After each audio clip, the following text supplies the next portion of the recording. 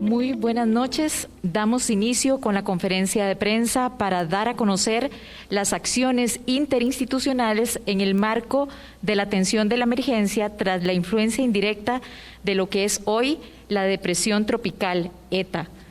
Le doy la bienvenida al señor presidente de la República, don Carlos Alvarado Quesada, al señor Rodolfo Méndez Mata, ministro del Ministerio de Obras Públicas y Transportes, don Alexander Solís, presidente de la Comisión Nacional de Prevención de Riesgos y Atención de Emergencias, doña Irene Cañas, presidenta ejecutiva del Instituto Costarricense de Electricidad, doña Yamileda Astorga, presidenta ejecutiva de Acueductos y Alcantarillados, don Werner Stoll, director del Instituto Meteorológico Nacional, don Héctor Chávez, director del Benemérito Cuerpo de Bomberos, y don Glauco Quesada, presidente de la Benemérita Cruz Roja Costarricense.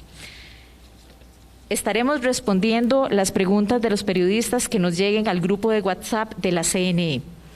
A continuación, don Alexander Solís nos brindará un reporte de la situación actual de la emergencia de nuestro país.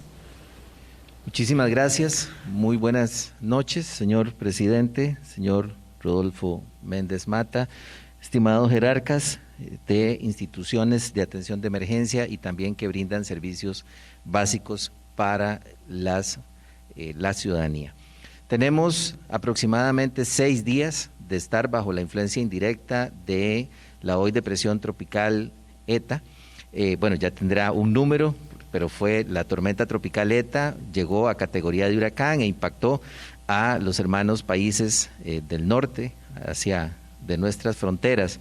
En el caso nuestro hemos tenido una articulación institucional desde prácticamente el día viernes por la tarde que establecimos la condición de alerta amarilla para todo el litoral pacífico, también para el Valle Central, para la zona norte de nuestro país y una condición de alerta verde para el Caribe de nuestro país. Quisiera mencionar que aún nos mantenemos bajo la influencia de este temporal, de estas lluvias. Vamos a tener lluvias por aproximadamente 24 horas más, quizá hasta el día sábado podríamos tener ya una mejoría en las condiciones del tiempo, algo de lo cual pueden conversar más adelante por medio de sus preguntas con el director del Instituto Meteorológico Nacional. No obstante, aún cuando deje de llover, podríamos seguir teniendo eventos de deslizamientos y quisiéramos llamar la atención en ese sentido. También quisiera mencionar que esta articulación interinstitucional nos ha permitido responder satisfactoriamente a más de 1.600 reportes de situaciones de emergencia que se han hecho al Sistema Nacional de Emergencia en aproximadamente 60 cantones de nuestro país. También nos ha permitido atender en albergues a más de 1.500 personas que en este momento se mantienen en 44 albergues en los 23 cantones más afectados durante esta situación de emergencia.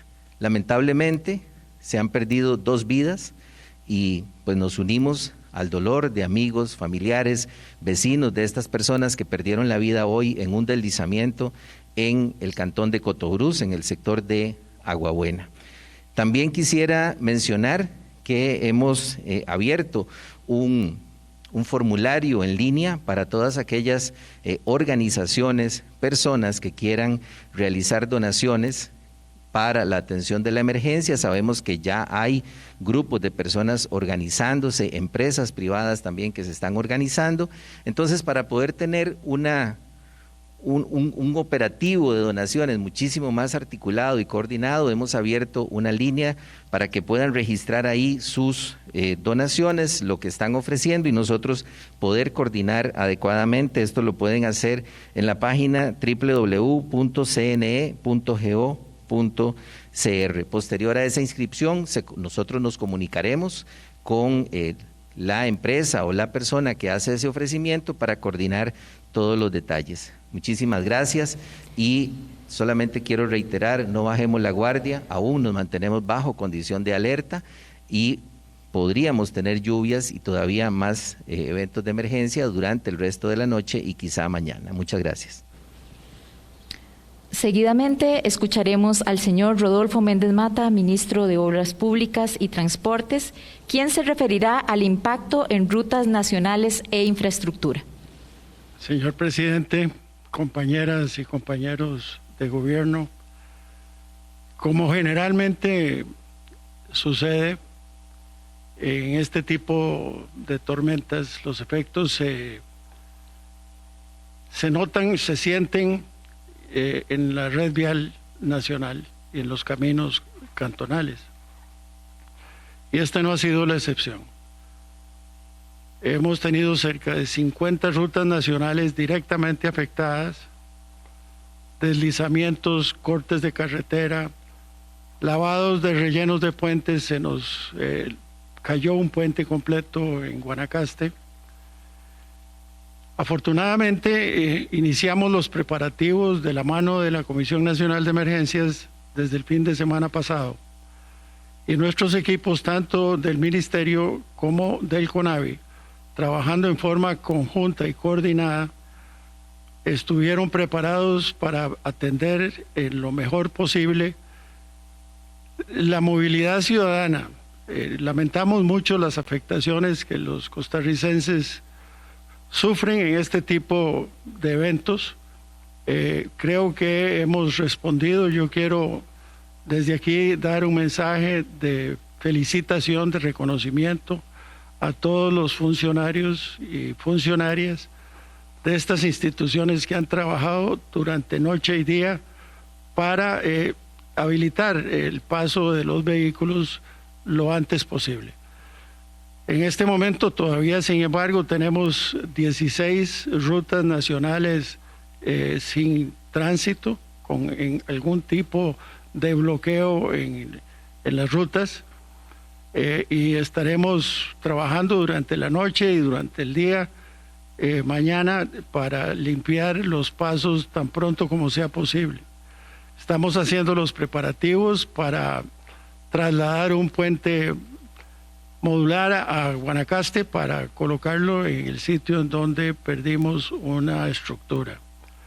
La respuesta que queremos dar es muy rápida. El monto de los daños lo estamos estimando en este momento en cerca de 5.000 a 6.000 millones de colones. Es un monto sumamente importante, pero hemos respondido prontamente en la atención de esta emergencia.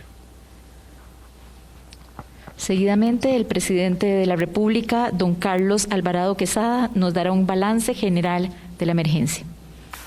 Muy buenas noches a todas las personas que siguen esta transmisión. Muy buenas noches al ministro de Obras Públicas y Transportes, a don Alexander, presidente de la Comisión de Emergencia, y demás jerarcas que nos acompañan esta noche. Lo primero, quisiera enviar mi solidaridad y pésame a los familiares y amigos de las dos personas fallecidas por el deslizamiento en San Vito, que son las dos muertes que se contabilizan a partir de esta situación de emergencia derivado por los efectos de lo que fue el huracán ETA, ahora ya minimizado, o más bien en etapa de tormenta. Muy importante, como decía don Alexander, no bajar la guardia, seguir atentos y atentas a las alertas, porque se puede esperar todavía que sigan lluvias durante esta noche y el día de mañana, pero además hay algunos efectos que quedan días después que pueden provocar otro tipo de deslizamientos. Entonces, mucha atención y mucho cuidado, y mantener los contactos y los reportes a los comités locales de emergencia en esta materia para evitar y para proteger al máximo la vida de nuestros ciudadanos y de nuestras ciudadanas. Como le reportaba don Alexander y don Rodolfo, la coordinación previendo esta emergencia inició desde el viernes anterior de la semana pasada, cuando se elevó la alerta. En este momento persiste la alerta roja en los cantones de Nanda, Yure, Ojancha y Nicoya en la provincia de Guanacaste, también en Parrita, Quepos y Golfito, así como en el cantón de Cotobruz y Corredores. Ahí está la alerta roja. Es importante ciudadanos de todos estos cantones estar muy atentos. Si bien hay afectaciones en otros cantones del país, es ahí donde están las alertas rojas. Recordar las recomendaciones, evitar el cruce de ríos, sobre todo que tengan sus cauces aumentados por las lluvias, porque esos son de los potenciales momentos más críticos.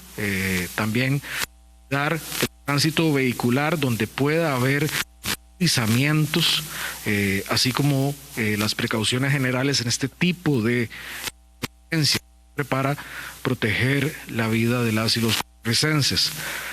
Como lo ha dicho don Rodolfo, ya hay una acción específica. Desde días atrás se trasladó personal de Obras Públicas y Transportes previendo estas afectaciones y se inician ya esas intervenciones que se llevarán a cabo también durante los próximos días para rehabilitar pasos que estén en este momento afectados, particularmente afectaciones importantes en la conexión entre Ciudad Neyli y Cotobruz, en la parte de Aguabuena. También, como lo decía don Rodolfo, la caída de un puente en la provincia de Guanacaste, Cerro de la Muerte y también actualmente en la zona de Parrita, que tiene la zona está anegada por la crecida del río. Ya hoy el reporte da que se ha llevado ministros de abastecimiento a la zona de Guanacaste, también están siendo llevados a la zona sur y el trabajo constante de la comisión. También de mi parte quiero agradecer a todos los funcionarios que están en la... Le vamos a cambiar el micrófono porque está teniendo algunos fallos técnicos. Gracias. Gracias. De mi parte agradecer a todos los funcionarios que han estado involucrados en la atención de la emergencia, tanto desde las municipalidades como personal de la Cruz Roja, de la Fuerza Pública, de bomberos, también de AIA, porque hay reportes, al menos de un acueducto que tuvo alguna afectación. También sé que el ICE está vigilante cuando hay afectaciones en el tendido eléctrico. Por esto, el personal del MOP, que ha estado en la atención, y del CONAVI, obviamente de la Comisión de Emergencias, y el mensaje clave es: no bajemos la guardia, aún necesitamos esperar un poco que pase el fenómeno. Agradecerle también al Instituto Meteorológico, porque es a través de la información técnica que suministran que se pueden tomar acciones preventivas, basados también en la ciencia y en la técnica y en la información que proveen este personal. Y el mensaje de la ciudadanía: cuidémonos mucho y sigamos las recomendaciones y llevemos adelante los reportes a los comités locales. También nuestra solidaridad con las más de 1.500 personas que en este momento están albergadas en las diferentes partes del país y que están recibiendo apoyo y atención de las distintas instituciones. Agradecerles a todos y quedar a la orden para las consultas específicas que tenga la prensa. Sí, señor. Iniciamos el proceso de consultas de la prensa. Don Harold Fajardo, consulta del diario Mirador. En muchas de las zonas afectadas se sabe que los incidentes son comunes en época lluviosa. ¿Cuál será la labor que se realizará a futuro para intentar mitigar la afectación de estos sectores? Muy bien, muchísimas gracias por la pregunta, porque nos enfoca en el proceso de la gestión de riesgo. En lo que sigue en estas áreas, va a ser necesario iniciar un proceso que desde la perspectiva de ley se llama reconstrucción, pero que lleva un enfoque de recuperación de las áreas, y una de las políticas que ha generado la Junta Directiva de la Comisión Nacional de Prevención de Riesgos y Atención de Emergencias es que cada área donde se vaya a hacer una obra de reconstrucción tiene que tener un estudio previo para poder determinar cuál es la vulnerabilidad y poder desarrollar una obra en forma integral. Recientemente también se ha publicado un decreto ejecutivo que nos permite, más bien que nos obliga a desarrollar obra pública resiliente, todo bajo el enfoque de mitigación en atención al cambio climático y los restantes factores de vulnerabilidad que podamos identificar. Muchas gracias. Don Juan Enrique Soto, de Noticias Monumental. ¿Qué tanta disponibilidad de recursos tiene el Fondo Nacional de Emergencias actualmente para la atención de la afectación de las lluvias, teniendo en cuenta que ha tenido que ser utilizado en gran parte para la atención de la pandemia por el COVID-19? Muy bien, esta esta pregunta tiene varias aristas. Parte de los recursos que se han utilizado para la atención de la emergencia por el COVID se han obtenido primero, de la recuperación de los saldos, de los cierres de proyectos de emergencias anteriores. Teníamos aproximadamente unos 5 o 6 decretos de emergencia que tenían saldos de proyectos. Todo eso se recuperó hacia el fondo de emergencia y fue lo que nos permitió enfrentar la primera parte de esta situación de emergencia por el COVID.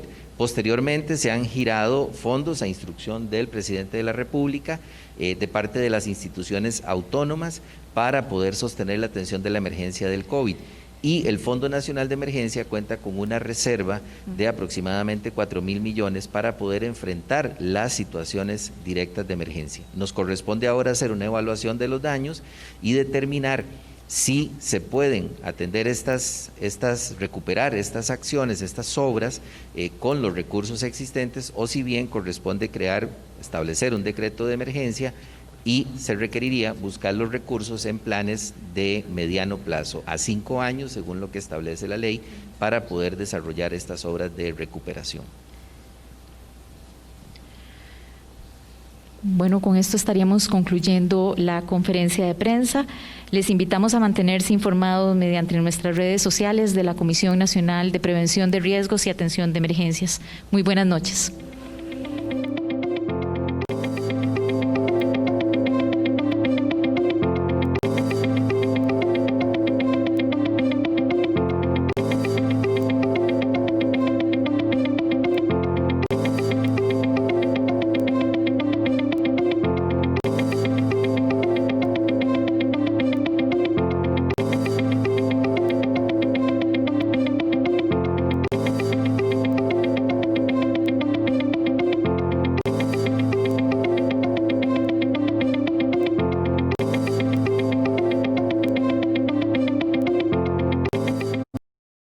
Esta semana, nuestro sistema penitenciario y los derechos humanos son el tema de Cine Tico Clásico, con los documentales Los Presos, de Víctor Ramírez, La Penny, El fin de una vergüenza, de Guillermo Munguía, 3 más 3 igual 10, de Rodrigo Soto. Cine Tico Clásico, un recorrido por los primeros 60 años de producción cinematográfica nacional. El viernes 6 de noviembre a las 9 de la noche, en un esfuerzo de CINART y el Centro de Cine. Solo en 13, Costa Rica Televisión. De lunes a viernes, no te pierdas en Café Nacional, Aprendo en Casa, para todos los niños y niñas. Los lunes, Marta nos trae manualidades. Los martes, Gabriel, Educación Física. Los miércoles, Alexandra cocina. Los jueves, Andrea nos enseña de tecnología. Y los viernes, Lupita nos habla de la flora y fauna de nuestro país. Ya sabes, a las 9 de la mañana, aquí en 13, Costa Rica Televisión. Este sábado 7, en Música para Vos, en Musicales del 13, recordaremos el clásico de El Cangrejo, de Jaque Mate. Dale pa'lante y pa' atrás, como el cangrejo tenés que bailar. Roque Narvaja y Presuntos Implicados. ¿Cómo hemos cambiado? A las 9 de la noche.